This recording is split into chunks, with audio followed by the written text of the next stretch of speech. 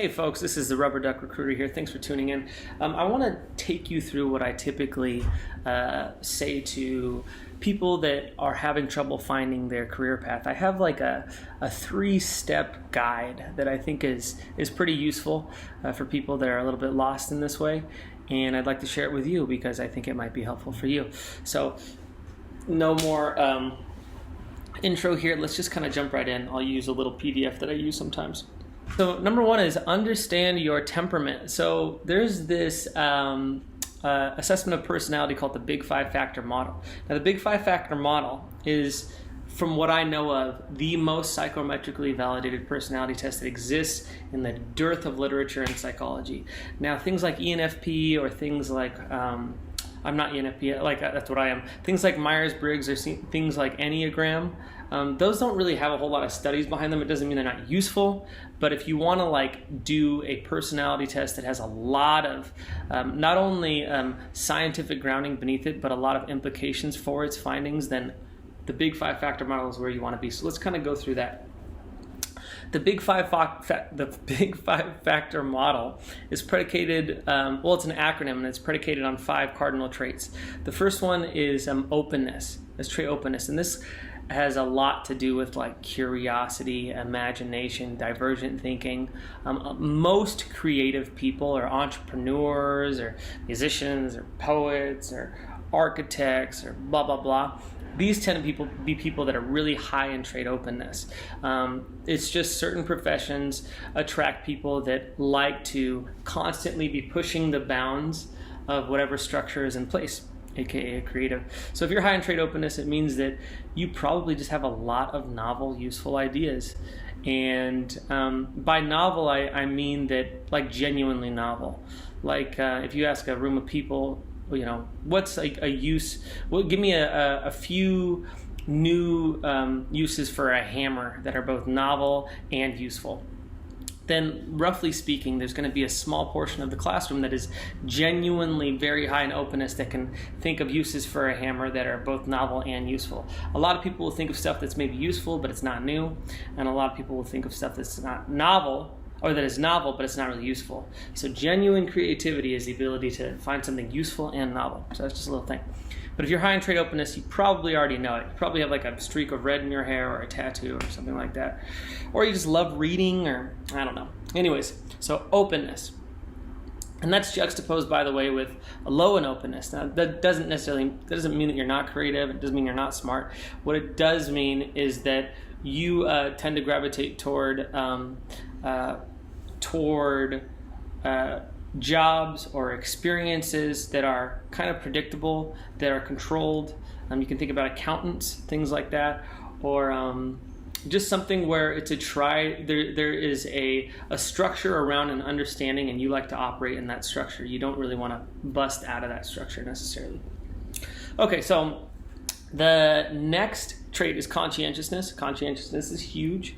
It's the top predictor of success. It was kind of reappropriated, and I think it was Carol Dweck, or no, that was Growth Mindset. I can't remember her name, but she came up with this book called Grit. And basically, if you look into the evidence around what predicts workplace success, satisfaction, promotions, income, blah, blah, blah, this is pretty much the cardinal trait that everything is connected to, conscientiousness. So true creatives tend to be not very conscientious people, which is why you see a lot of creatives bouncing from one thing to another. But it's just something to consider. If you're high in conscientiousness, you're probably able to stick to a plan. You're probably really comfortable with schedules. You're probably not too scatterbrained, or if you are scatterbrained, you're able to really rein it in. And yeah, you're probably not jumping from one thing to another. You probably kind of stick with something until you make a conscious choice to move to something else. So that's a great thing to know. If you're not conscientious, you probably are likely a creative person. And if you are a creative person, then by definition, you have to be low in conscientiousness, because creativity is often, following the muse, bouncing from one thing to another thing. And if you're if you're hyper methodical in how you do things, then it doesn't really lend the flexibility that creativity demands, at least in a lot of expressions of it. Fair enough. All right. So the next one is E, and that's extroversion. So extroversion is interesting. People think it has to do with like whether or not you like to be around people or whether or not you're like the life of the party, bro. That's not what it is. Extroversion is just the biological inclination to experience positive emotion. Let me repeat that. It's a biological implication or inclination to experience positive emotion. And what that basically says is people that are high in extroversion tend to experience more positive emotion than the average person. That's positively correlated with your success in the workplace. That said, though, being high in extroversion isn't always a good thing. In fact, most addicts tend to be high in extroversion. People that are constantly chasing after positive emotion, it can get them into real trouble. So there's a dark side to that too. But yeah, extroverts tend to be a bit more social. They tend to be a bit higher in positive emotion, and that tends to correlate to positivity in the workplace. I would say if you are extroverted, then a very solitary job is not really going to be great for you. The next one is A. That's agreeableness, and agreeableness is basically the premium that you put on your personal relationships. People that are agreeable, they tend to really value their relationships. They tend to really value relationships in general. They tend to value connection. They tend to value the need that they tend to want to be feeling is a need for appreciation, a need to feel like they're using their talents in some unique way and that is appreciated. So if you're thinking about like counselors, or you're thinking about HR departments, or you're thinking about coaches or things like that, or even just customer service in general, these people tend to be high in agreeableness. Otherwise, they're not going to be great at their job. I'm a pretty agreeable guy, even though I wish I was a bit more disagreeable. Since if you're disagreeable, that will predict a lot of success in the workplace, since it tends to be disagreeable people that are able to negotiate and aren't trying to be nice to everybody that tend to rise up dominance hierarchies, especially in corporations. Moving on. The last trait is neuroticism, everyone's favorite trait. Neuroticism is an antecedent to extroversion. It's the proclivity to experience negative emotion. And neuroticism is predicated on a biological area in the brain called the amygdala. And that is an almond-shaped little piece of flesh in your brain that is constantly assessing threat in your environment. So people that are really high in neuroticism, they tend to assess threat way more rapidly than the average bird. So if you're a neurotic, whatever, I mean, you probably know you're a neurotic person. I'm a neurotic person, not like to the nth percentile, but I definitely have a lot of neuroticism. Then a lot of jobs that are risk assessing jobs are going to be pretty good for you. So let's go over them one more time. Openness is how open you are, how imaginative, how creative you tend to be, how much you like divergent ideas rather than lateral ideas. Conscientiousness is just your ability to see a plan through, to kind of stick to a structure, and your desire to want that. Extroversion is your positive emotion and generally correlates tightly with sociability. Agreeableness is just like how much do you care about people's feelings and want them to feel good in your relationships in general. And neuroticism is your proclivity to assess threat and your degree of negative emotion that you experience. Okay, cool. So that's the first category of understanding how to find our career path. So you probably have an idea of your temperament now. That was a very grossly simplified version of that, but I encourage you to look into that. So the second step is to understand your core needs as a person. So people have these fundamental needs that are integral to getting through life and feeling fulfilled and happy and good. And these needs generally fall into three dominant categories. And you'll notice that when I say this, like, look around after I tell you this and just kind of think about your friends, or think about obviously yourself, but your friends or family, and try and think, what need do they dominantly express? We all express these needs to a certain degree, but one will really take precedence. So the first need is status. A lot of people that are in sales jobs or intense meritocracies of some sort, they're status focused. The fundamental need they have is to feel accomplished and to pursue accolades and to pursue status. And these are where competitive enterprises, that's where your relationship to competition is like feels good and happy and energizing, as opposed to maybe a connection-oriented person who's like, I don't want to compete. I just want to, like, just live my life and connect with people and explore things or whatever. So you might be a status-oriented person, especially if you're an entrepreneur or just somebody that is like, somebody that is pursuing that kind of thing. Okay, so the second fundamental need is connection. That tends to be me. That's why I'm on YouTube talking to you, connecting with you. And that is basically the fundamental need there that is kind of dominating your, I guess you could say, motivations, is the need to feel appreciated or understood. And you can really see people that have this need. And when you see them, because they'll be kind of like very heart-centered people. They care. They listen to you when you talk, and when you talk, they're not trying to get anything from you. They're trying to understand you, and usually that's because in return they want you to reciprocate the desire to understand them. So connection-oriented people tend to do great in people-focused jobs, especially ones around caretaking in some way, or service-oriented jobs, or helping professions. So the third fundamental need that could be driving you, and by the way, at different parts of life, these needs will take more and more precedence, but the third need is the need for security. And the need for security is it's basically a need for stability at the end of the day, a need for dependability. Like entrepreneurs, they don't tend to have a real big need for stability. Their need is it's like zero of a need for stability. It's usually status with a little bit of connection. And people that are connection oriented, they tend to be dominated by the need for connection rather than dependability, which is why they'll take on jobs like coaches or therapy, where it's like client focused and it's not real secure.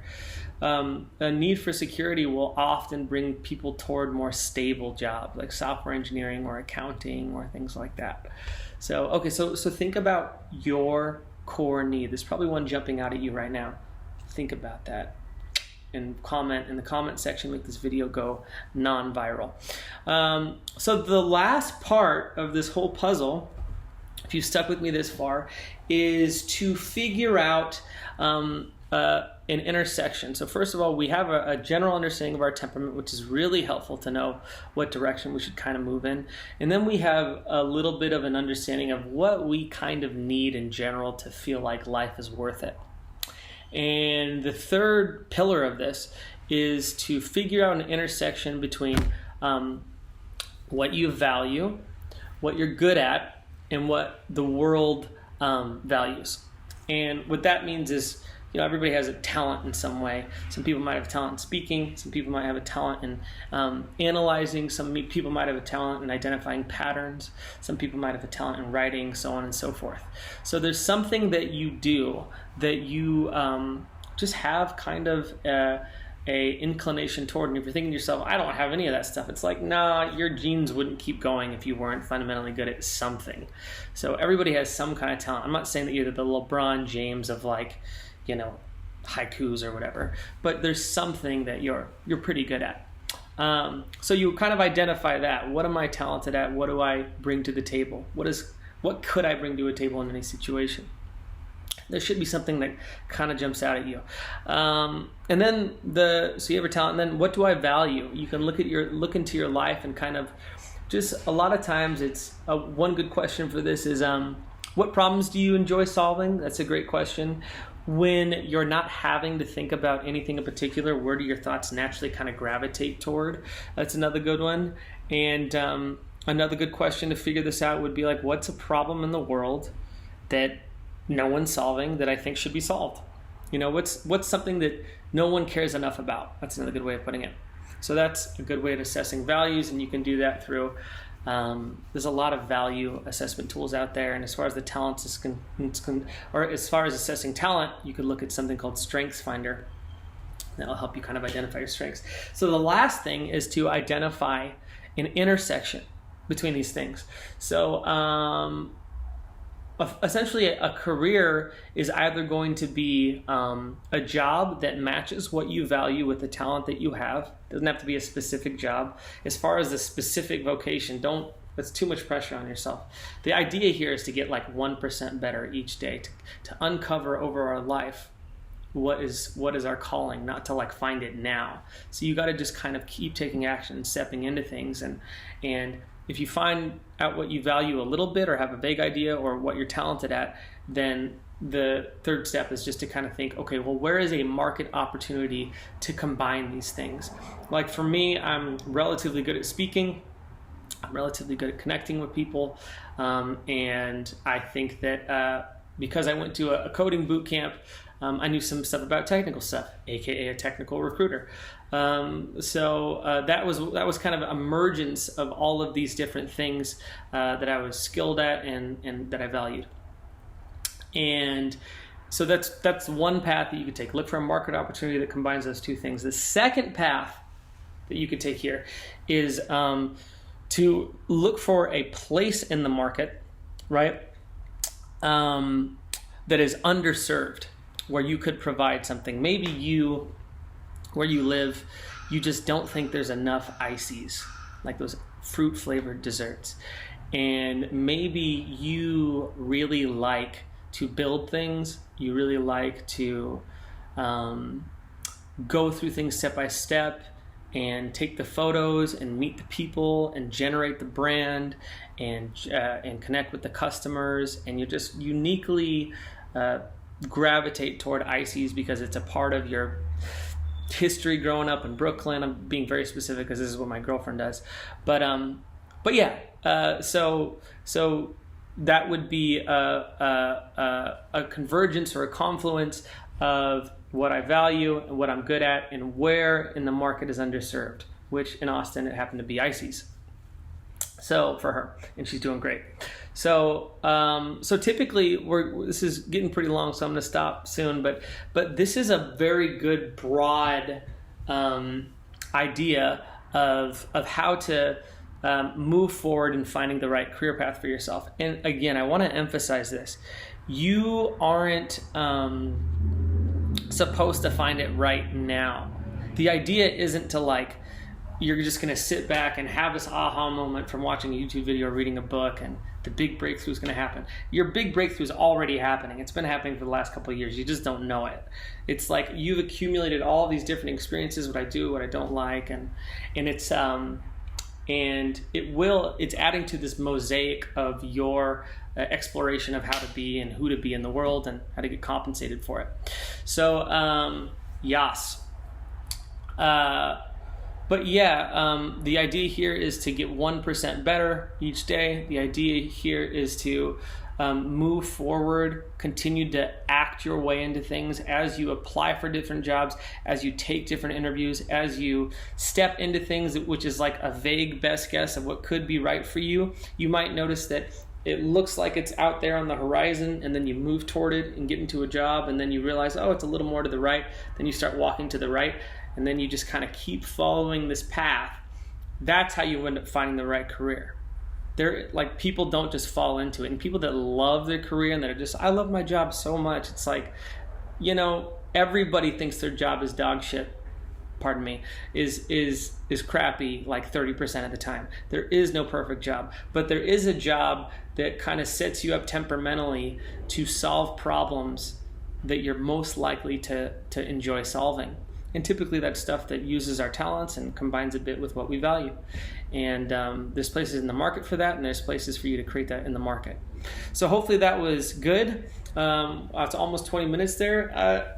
I encourage you to like and subscribe and say nice things in the comments section and encourage me, because I don't put enough effort into this, and I really should, it seems like. And if you'd like to book some time with me, I'm going to put a calendar link in the description, and you're welcome to book some time on my calendar. It's probably going to be free, or maybe I'm just so cool by the time you watch this video that I'm charging for initial things, but right now I'm not, just because I like talking to people about this and I can provide some helpful stuff. Cool. Thanks for joining me at the Rubber Duck Recruiter, and I will see you in the next video. High five.